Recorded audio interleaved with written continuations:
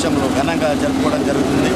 మన అంబేద్కర్ గారి విధి విధానాలను ఇదే రకంగా ముందుకు తీసుకుపోవాలని అందరినీ కోరుకుంటూ మనకి ఏదైతే భారత రాజ్యాంగంలో హక్కులని ప్రసాదించిండో ఆ దేవుణ్ణి ఈరోజు మనము గణనీయంగా మనం వీడ్కోలుతూనే ఆయన జన్మదినాన్ని పురస్కరించుకొని మాణిక్బండ అందరి సహకారంతో ముగించుకోవడం జరిగింది. అందరికీ ధన్యవాదాలు. జై. ఇక్కడికి విచ్చేసినటువంటి యువకులకు పెద్దలకు అందరికీ అంబేద్కర్ గారి 135వ జయంతి సందర్భంగా శుభాకాంక్షలు చెప్పుకుంటూ ఈరోజు అంబేద్కర్ అనే వ్యక్తి కొందరివాడు కాదు, అందరివాడు. అతనికి మనం ఎంత చేసినా తక్కనే. ఎందుకంటే మన తల్లిదండ్రులు మనకు జన్మనిస్తే ఆ జన్మకు మానవ జన్మకు దారి చూపెట్టినటువంటి వ్యక్తి మన అంబేద్కర్ గారు. కాబట్టి ప్రతి ఒక్క యువకుడు కానీ పెద్దలు కానీ మన ఇంట్లో మనం మొక్కే దేవుడి విగ్రహం ఉన్నా లేకున్నా అంబేద్కర్ గారి ఫోటో మాత్రం ఉండాల్సిందిగా ప్రతి ఒక్క యూత్కు ప్రతి ఒక్కరికి కోరుకుంటున్నాను. ఎందుకంటే ఆ రోజు నేను గతంలో కూడా చెప్పాను, ఈరోజు 5 సంవత్సరాలు ఒకసారి ఎంత పెద్ద నాయకుడైనా మన ఇంటికి వచ్చి ఓటు అడుగుతుందంటే ఆ ఓటుకు కల్పించినటువంటి భారతదేశంలో మొట్టమొదటి వ్యక్తి బాబాసాహెబ్ అంబేద్కర్.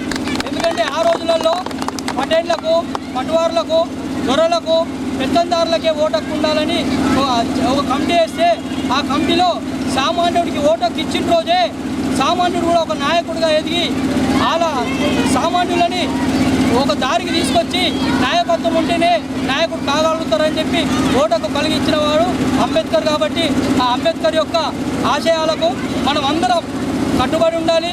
ఈరోజు ఇక్కడ చూస్తే గతంలో ఎస్సీ వాళ్ళే ఉండేటోళ్ళు, ఈరోజు బీసీలు కూడా చాలామంది వచ్చినందుకు పేరున ధన్యవాదాలు చెప్తున్నా.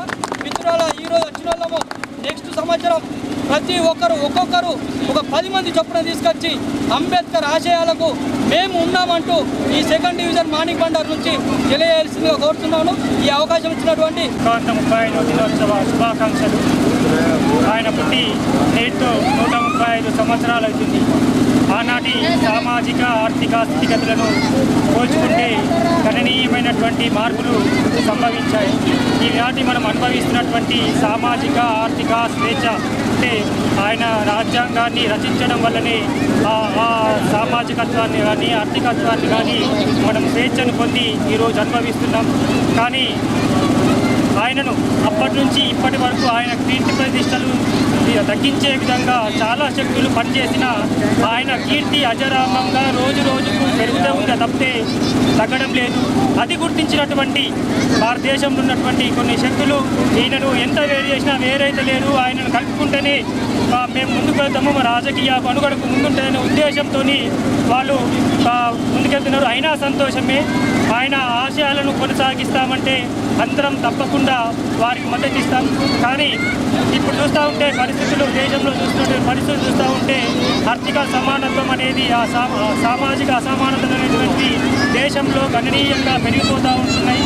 బడ్జెట్లో పెట్టినటువంటి కేంద్ర ప్రభుత్వం పెట్టినటువంటి బడ్జెట్లో పెట్టినటువంటి సమానత్వము ప్రజలందరికీ చెందే విధంగా కాకుండా కొన్ని కార్పొరేట్ వర్గాలకు మాత్రమే బెనిఫిట్ పొందే విధంగా ఉంది.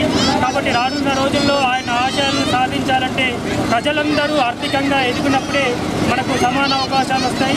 కాబట్టి ఆయన ఆశయాలకు అనుగుణంగా అందరము కృషి చేస్తూ ఎదుగుతామని చెప్తూ అవకాశం ఇచ్చినటువంటి ప్రతి ఒక్కరికి ధన్యవాదాలు,